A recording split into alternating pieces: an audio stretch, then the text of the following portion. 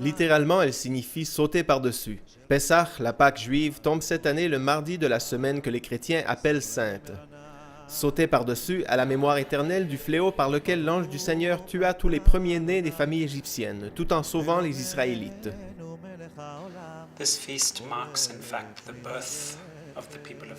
Cette fête est importante parce qu'elle marque la fin de l'esclavage du peuple d'Israël, qui devient, en quelque sorte, les serviteurs de Dieu.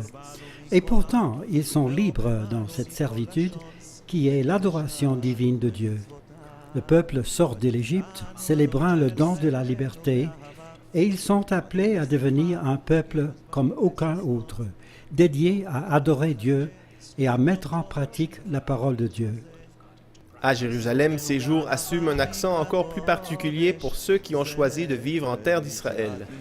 Nombreux sont les pèlerins qui ont décidé de venir passer la fête dans la ville sainte pour prier.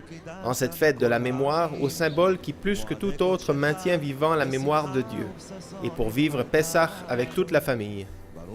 Une des choses les plus belles de cette fête, qu'elle soit célébrée en terre d'Israël ou ailleurs, est la célébration familiale.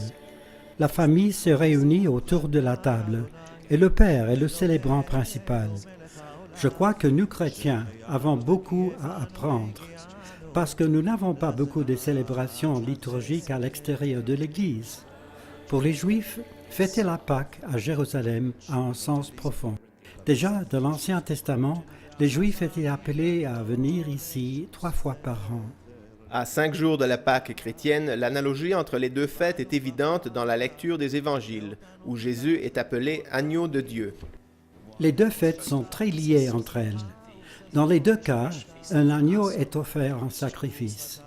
Dans la fête juive, les portes des maisons sont tachées avec le sang de l'agneau qui les protège de l'ange de la mort.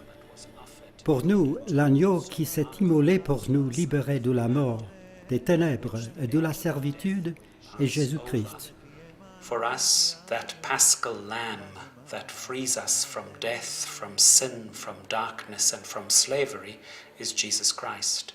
Des événements différents et pourtant si semblables au niveau de leur sens, qui rappellent une seule chose. Dieu n'a pas abandonné son peuple. Il l'a libéré de l'esclavage, d'abord de l'esclavage des hommes, puis de l'esclavage de la mort.